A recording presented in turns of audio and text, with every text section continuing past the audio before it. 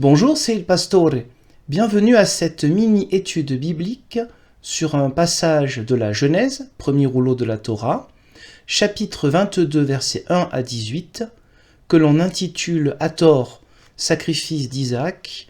Le véritable terme serait plutôt la ligature d'Isaac, puisque Isaac va être lié et non pas sacrifié. D'abord, bien sûr, nous écoutons le texte et ensuite quelques mots. Après ces événements, Dieu mit Abraham à l'épreuve et lui dit « Abraham ». Il répondit « Me voici ». Dieu dit « Prends donc ton fils, ton unique, celui que tu aimes, Isaac.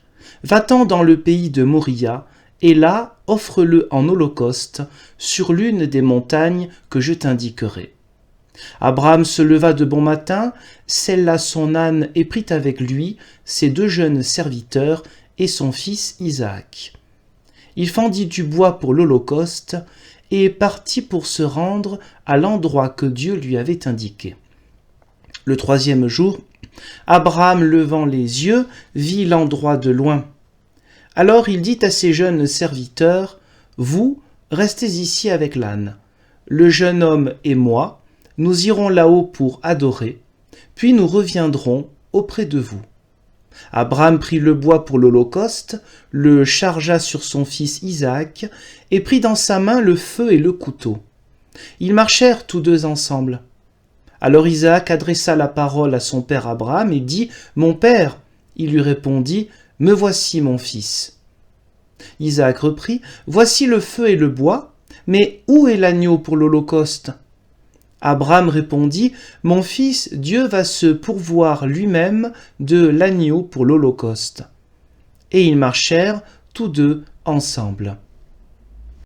Lorsqu'ils furent arrivés à l'endroit que Dieu lui avait indiqué, Abraham y construisit l'autel et disposa le bois. Il ligota son fils Isaac et le mit sur l'autel par-dessus le bois. Puis Abraham étendit la main et prit le couteau pour égorger son fils. Alors l'ange de l'Éternel l'appela du ciel et dit « Abraham, Abraham !» Et il répondit « Me voici. » L'ange dit « N'étends pas ta main sur le jeune homme et ne lui fais rien, car j'ai reconnu maintenant que tu crains Dieu et que tu ne m'as pas refusé ton fils, ton unique. » Abraham leva les yeux et vit par derrière un bélier retenu dans un buisson par les cornes. Alors Abraham alla prendre le bélier et l'offrit en holocauste à la place de son fils. Abraham donna à cet endroit le nom de Adonai-Yireh. C'est pourquoi l'on dit aujourd'hui « Sur la montagne de l'Éternel, il sera pourvu ».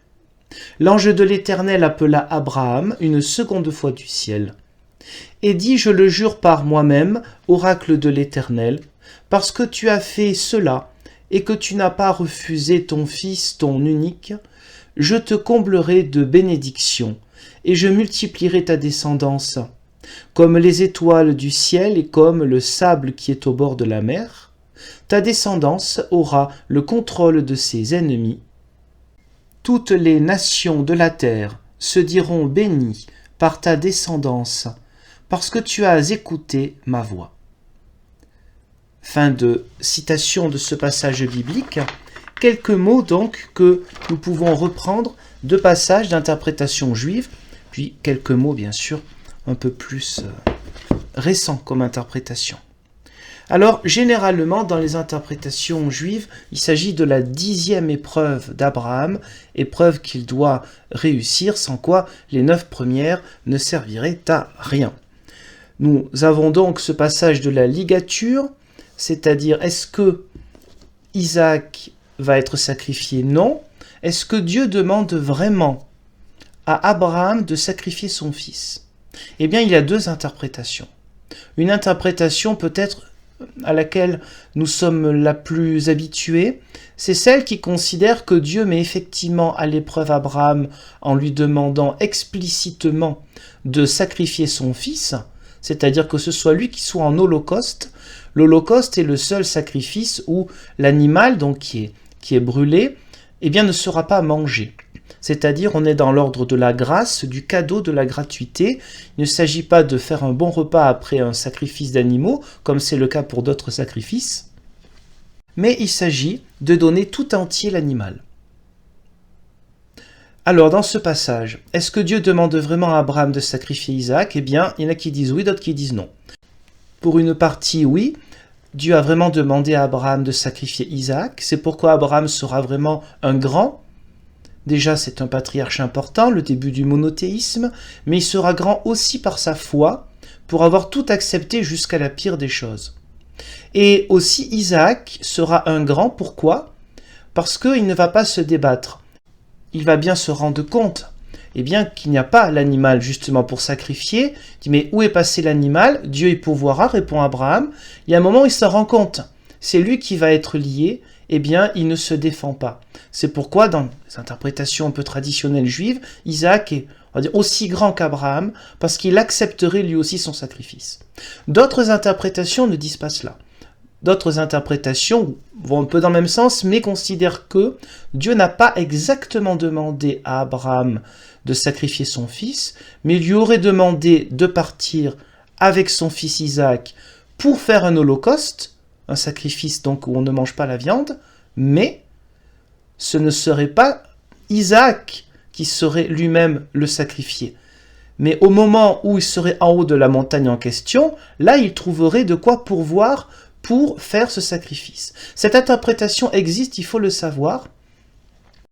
Évidemment, elle nous donne une perspective qui est plus agréable à entendre que la première, où on voit Dieu un petit peu comme un tyran, mais on va y revenir là-dessus. Donc oui, il y aurait cette interprétation qui existe dans le judaïsme, selon laquelle Dieu n'a pas demandé à Abraham de sacrifier son fils, mais d'aller avec son fils pour faire un holocauste à la montagne. Abraham, lui, aurait dans tous les cas compris que Dieu lui demandait quand même de faire ce sacrifice.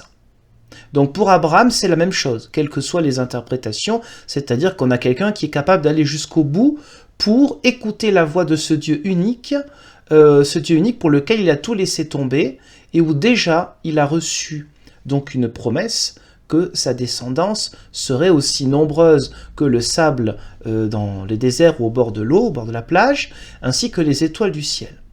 Donc ça, la promesse de Dieu pour sa descendance, elle est déjà là. Il n'avait pas besoin de faire ça pour avoir une autre promesse. Mais Dieu confirme encore la promesse après qu'Abraham soit allé jusqu'au bout de ce qu'il a soit entendu, soit pensé comprendre de ce que Dieu lui demandait. Donc oui, dans les interprétations du judaïsme, vous avez aussi souvent, je ne vais pas les lire parce que ce serait trop long, mais vous avez, je donnerai les références des livres sous cette vidéo. Vous avez aussi les anges qui sont très présents. Vous savez, l'interprétation juive, c'est ce qu'on appelle la Torah orale, c'est-à-dire ce qui aurait été donné à Moïse, qui n'est pas par écrit dans le Pentateuque, les rouleaux de la Torah, mais que le judaïsme, par tradition orale, puis écrite, aurait quand même remis ensuite au goût du jour par écrit. Donc voilà, c'est un peu le développement de ce que nous lirions dans Genèse, Exode, Lévitique, Nombre et Deutéronome, qui forment la Torah, qui forment le Pentateuque, les 5 rouleaux. Donc oui, Abraham est un grand, Isaac est un grand. Est-ce que Dieu demande vraiment un sacrifice? Là, nous arrivons à des interprétations maintenant peut-être plus actuelles des 20e et 21e siècles. C'est que lorsque l'on travaille un petit peu ces textes à la faculté de théologie protestante, et j'imagine ailleurs aussi, eh bien, ce que nous disons, c'est dans un comparatif, dans une théologie comparative des religions, il semblerait que ce passage soit important. Pourquoi? Parce qu'il marque justement le refus de Dieu envers ce genre de violence atroce, qui est de tuer, de sacrifier son propre fils. Le refus de Dieu de cela, c'est un symbole, une manière de dire que, contrairement à ce que pouvaient faire d'autres religions autour des Hébreux, eh bien non, le Dieu d'Israël, lui, ne demande pas, enfin, Israël ne s'appelle pas encore le Dieu d'Israël, puisque Jacob, fils d'Isaac, fils d'Abraham, n'est pas encore né, donc on va dire le Dieu d'Abraham pour l'instant, ne demande pas à ce qu'il y ait des sacrifices d'êtres humains. Pour nous, c'est une évidence, mais quelle idée, comment Dieu pourrait demander une telle chose, et c'est pourquoi nous sommes choqués, on n'est pas les premiers, pas les derniers, à être choqués à lire ce texte, Mais attention, encore une fois, des interprétations tout à fait sérieuses nous invitent à ne pas comprendre forcément ce texte comme une demande réelle de Dieu, sacrifier son Fils, pour dire au dernier moment, c'est bon, t'es allé jusqu'à l'épreuve finale, le maximum que je pouvais te demander, maintenant t'es vraiment au top du top de la foi. Bon, vous voyez, il y a les deux quand même, hein. Donc pour conclure, on pense souvent en études comparatives, en théologie comparative des religions, donc qu'il s'agit de refuser ce genre de violence qui pouvait exister dans d'autres religions. On sait que par exemple, chez les Gaulois, on parle parfois de sacrifice d'êtres humains, donc on pense sans doute aujourd'hui qu'il s'agit non pas de sacrifice, mais en fait de la peine de mort. Donc c'est déjà une manière différente de voir les choses. Je dis pas que c'est bien ou que c'est mal, je dis juste que c'est une manière un peu plus civilisée de voir les choses que de sacrifier pour sacrifier un être humain. Mais donc là, dans ce côté atroce, eh bien, nous avons la foi d'Abraham qui est énorme.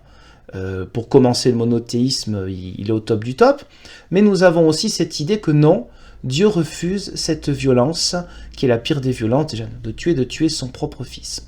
Fils qui a été tant attendu, etc.